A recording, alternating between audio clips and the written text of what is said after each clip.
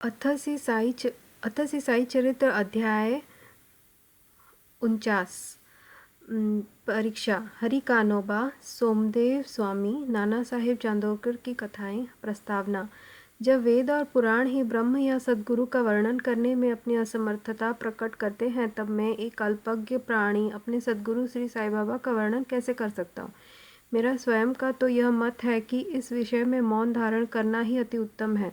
सच पूछा जाए तो मूक रहना ही सद्गुरु की विमल पताका रूपी विरुदावली का उत्तम प्रकार से वर्णन करना है, परंतु उनमें जो उत्तम गुण हैं वे हमें मूक कहाँ रहने देते हैं। यदि स्वादिष्ट भोजन बने और मित्र तथा संबंधी आदि साथ बैठकर न खाएं तो वह नीरस सा प्रतीत होता है, और जब वही भोजन सब एक साथ बैठकर खाते हैं तब उसमें एक विशेष प्रकार की सुस्वादुता आ जाती है। वैसी ही स्थिति साई लीलामृत के संबंध में भी है। इसका एकांत में रस स्वादन कभी नहीं हो सकता। यदि मित्र और पारिवारिक जन सभी मिलकर इसका रस लें तो और अधिक आनंद आ जाता है।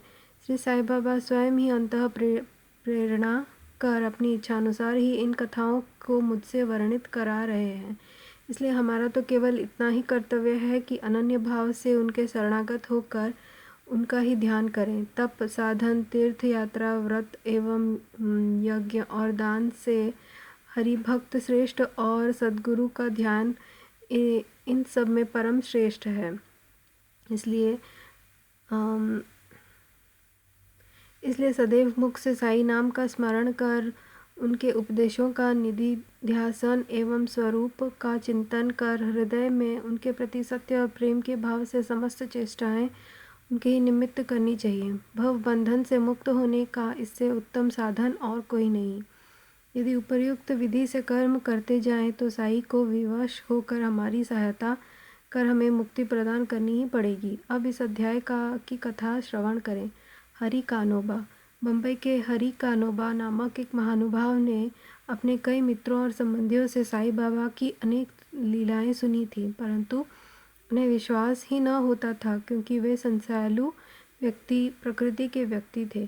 अविश्वास उनके हृदय पटल पर अपना आसन जमाए हुए था। वे स्वयं बाबा की परीक्षा करने का निश्चय करके अपने कुछ मित्रों सहित बम्बई से शिरडी आए। उन्होंने सिर पर एक जरी की पगड़ी और पैरों में नए सैंडल पहन रखे थे। उन्होंने बाबा को दूर से ही देखकर उनके पास जाकर उन्हें प्रणाम तो करना चाहा, परंतु उनके नए सैंडल इस कार्य में बाधक बन गए।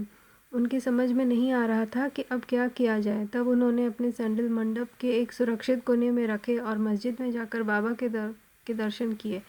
उनका ध्यान सैंडलों पर ही लगा रहा। उन्होंने बड़ी नम्रता पूर्वक बाबा को प्रणाम किया और उनसे प्रसाद और रुद्धि प्राप्त कर लौट आए। पर जब उन्होंने कोने में दृष्टि डाली तो देखा कि सैंडल तो अंतर्ध्यान हो चुके हैं। पर्याप्त छानबीन भी व्यर्थ हुई और अंत में निराश होकर वे अपने स्थान पर वापस आ गए।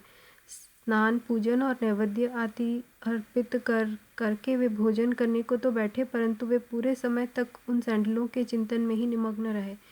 भोजन कर मुँह हाथ धोकर जब वे बाहर आए तो उन्होंने एक मराठा बालक को अपनी ओर आते देखा, जिसके हाथ धोने के लिए बाहर आने वाले लोगों से कहा कि बाबा ने मुझे यह झंडा हाथ में देकर रास्ते में घूम कर हरि का बेटा जरी का भिंडा की पुकार लगाने को कहा है, और जो कोई कहे कि सैंडल हमारे हैं उसे पहले यह पूछना कि क्या उसका नाम हरि और उसके पिता का अर्थात कानोबा है। साथ ही यह भी देखना कि वह जरीदार साफा बांधे हुए है या नहीं, तब इन्हें उसे दे देना। बालक का कथन सुनकर हरि कानोबा को बेहद आनंद व आश्चर्य हुआ। उन्होंने आगे बढ़कर बालक से कहा कि ये हमारे ही सैंडल हैं।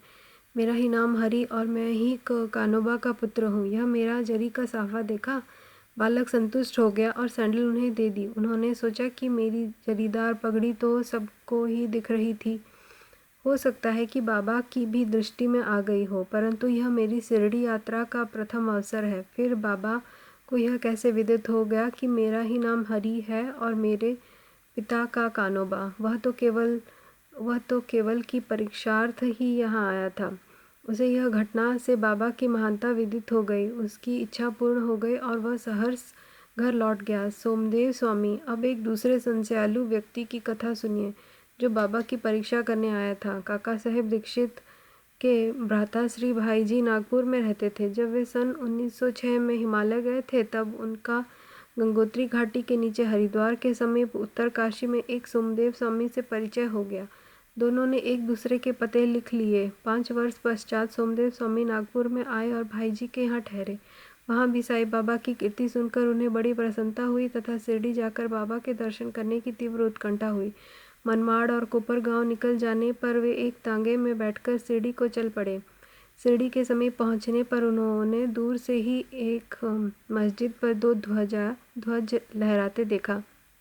सामान्यतः देखने में आता है कि भिन्न भिन्न संतों का बर्ताव, रहन सहन और बाह्य सामग्रियाँ प्रायः भिन्न प्रकार की ही रहा करती हैं, परंतु केवल इन वस्तुओं से ही संतों की योग्यता का आकलन कर लेना बड़ी भूल है।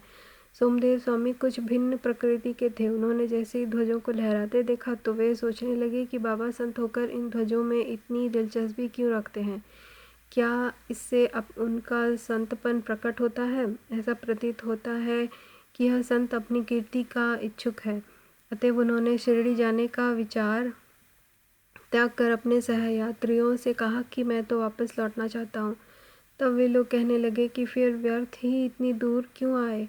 अभी केवल ध्वजों को देखकर तुम इतने उद्विग्न हो उठे हो, तो जब शिरडी में रथ, पालकी, घोड़ा और अन्य सामग्रियाँ देखोगे तब तुम्हारी क्या दशा होगी?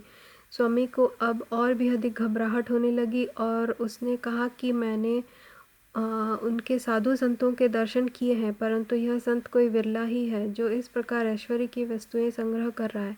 ऐसे साधु के दर्शन न करना ही उत्तम है। ऐसा कहकर वे वापस लौटने लगे। तीर्थयात्रियों ने प्रतिरोध करते हुए उन्हें आगे बढ़ने की सलाह दी और समझाया कि तुम यह संकुचित मनोवृत्ति छोड़ दो। मस्जिद में जो साधु हैं वे इन ध्वजाओं और अन्य सामग्रियों या अपनी कीर्ति का स्वप्न में भी सोच विचार नहीं करते। ये सब तो उनके भक्तगण प्रेम और भक्ति के कारण ही उनको भेंट किया करते हैं। अंत में वे शिरडी जाकर बाबा के दर्शन करने को तैयार हो गए। मस्जिद के मंडप में पहुंचकर तो वे द्रवित हो गए। उनकी आंखों से अश्रुधारा बहने लगी और कंठ रुंध गया। अब उनके सब दूषित विचार हवा हो गए और उन्हें अपने गुरु के शब्दों की स्मृति हो आई कि मन जहाँ अति प्रसन्न और आकर्षित हो जाए उसी स्थान को ही अपना विश्राम धाम समझना। वे बाबा की चरण रज में लौटना चाहते थे, परंतु जब वे समीप गए तो बाबा एकदम क्रोधित होकर जोर जोर चिल्लाकर कहने लगे कि हमारा सामान हमारे ही साथ रहने दो, तुम अपने घर वापस लौट जाओ। सावधान, यदि फिर कभी मस्जिद की सीढ़ी चढ़े तो ऐसे संत के दर्शन ही क्यों करना चाहिए जो मस्जिद पर ध्वजाएं लगा कर रखे? क्या ये संतपन के लक्षण है? एक क्षण भी यहाँ ना रुको। अब उसे अनुभव हो गया कि बाबा ने अपने हृदय की बात जान ली है और वे कितने सर्वज्ञ हैं। उसे अपनी योग्यता पर हंसी आने लगी तथा उसे पता चल गया कि बाबा कितने निर्विकार और पवित्र हैं। उसने देखा कि वे किसी को हृदय से लगाते और किसी को हृदय से स्पर्श करते हैं तथा किसी को सांत्वना देकर प्रेम दृष्टि से निहारते हैं। किसी को उदी प्रसाद देकर सभी प्रकार के भक्तों को सुख और संतोष पहुंचा रहे हैं, तो फिर मेरे साथ ऐसा रुक्ष बर्ताव क्यों? अधिक विचार करने पर वे इसी निष्कर्ष पर पहुँचे कि इसका कारण मेरे आंतरिक विचार ही थे और इससे शिक्षा ग्रहण कर मुझे अपना आचरण सुधारना चाहिए। बाबा का क्रोध तो मेरे लिए वरदान स्वरूप है। अब यह कहना व्यर्थ होगा कि वे बाबा की शरण में आ गए और उनके एक परम भक्त बन गए। नाना साहेब चांदोरकर। और अंत में नाना साहेब चांदोरकर की कथा लिखकर हेमाड पंत ने यह अध्याय समाप्त किया है। एक समय जब नाना साहेब महालस्पति और अन्य लोगों के साथ मस्जिद में बैठे हुए थे तो बीजापुर से एक संभ्रांत यवन परिवार श्री साईं बाबा के दर्शनार्थ आया। कुलवंतियों की लाज रक्षण भावना देखकर नाना साहेब वहाँ से निकल जाना चाहते थे, परंतु बाबा ने उन्हें रोक लिया। स्त्रियाँ आगे बढ़ी और उन्होंने बाबा के दर्शन किए। उनमें से एक महिला ने अपने मुंह पर से घूंघट हटाकर बाबा के चरणों में प्रणाम कर फिर घूंघट डाल दिया। नाना साहेब उसके सौंदर्य से आकर्षित हो गए और एक बार पुनः वह छटा देखने को लालयित हो उठे। नाना के मन की व्यथा जानकर उन लोगों के चले जाने के पश्चात बाबा उनसे कहने लगे कि नाना, क्यों व्यर्थ में मोहित हो रहे हो? इंद्रियों को अपना कार्य करने दो। हमें उनके कार्य में बाधक न होना चाहिए। भगवान ने यह सुंदर सृष्टि निर्माण की है, अतः हमारा कर्तव्य है कि हम उसके सौंदर्य की सराहना करें। यह मन तो क्रमशः स्थिर होता है, और जब सामने का द्वार खुला है तब हमें पिछले द्वार से क्यों प्रविष्ट होना चाहिए। चित्त शुद्ध होते ही फिर किसी कष्ट का अनुभव नहीं होता। यदि हमारे मन में कुविचार नहीं है तो हमें किसी से भयभीत होने की आवश्यकता नहीं। नेत्रों को अपना कार्य करने दो, इसके लिए तुम्हें लज्जित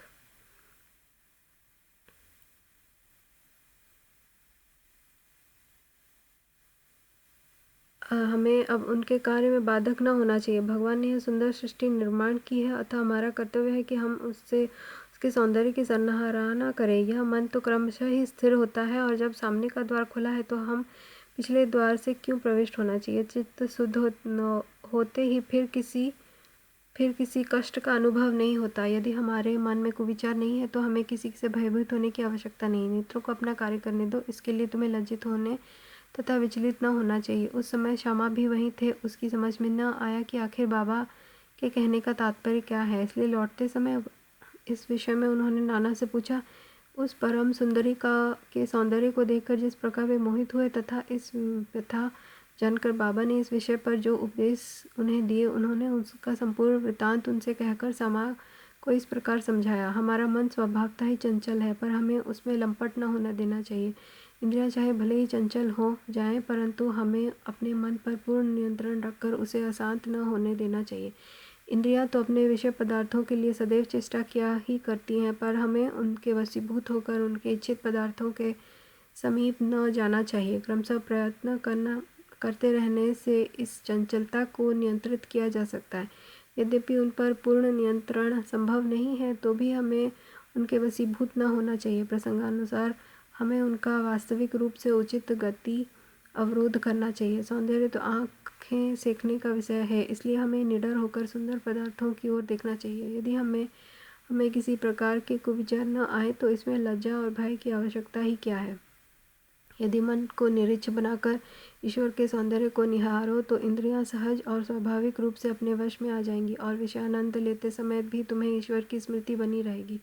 यदि उसे बाह्य इंद्रियों के पीछे दौड़ने तथा उनमें लिप्त रहने दोगे तो तुम्हारा जन्म मृत्यु के पास से कदापि छुटकारा न होगा। विषय पदार्थ इंद्रियों को सदा पथभ्रष्ट करने वाले होते हैं। अतएव हमें विवेक को सारथी बनाकर मन की लगाम अपने हाथ में लेकर इंद्रियों रूपी घोड़ों को विषय पदार्थों की ओर जाने से रोक लेना चाहिए। ऐसा विवेक रूपी सारथी हमें विष्णु पद की प्राप्ति करा देगा, जो हमारा यथार्थ में परम सत्य धाम है, और जहाँ गया हुआ प्राणी फिर कभी यहाँ नहीं लौटता। श्री सद्गुरु साईनाथार्पणमस्तु। शुभम भवतु।